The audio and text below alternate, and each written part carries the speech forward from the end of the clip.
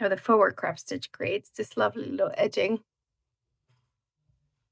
And the first thing you need to do is insert your hook into the stitch, yarn over, pull through. Then you're going to twist your hook around, yarn over, and pull through too. Takes a little bit of practice to get it to work a bit faster.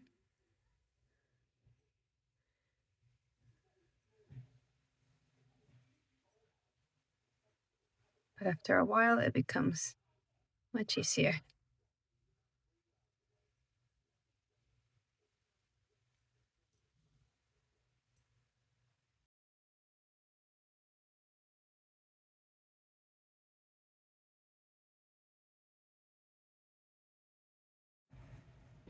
At the end of the round, you simply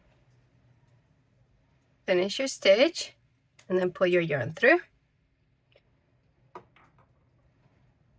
And then using a tapestry needle,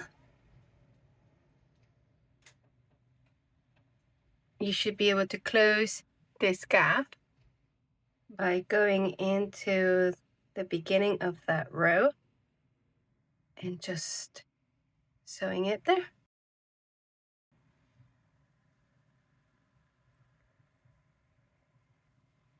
There you go. And then you'll weave in this end later on.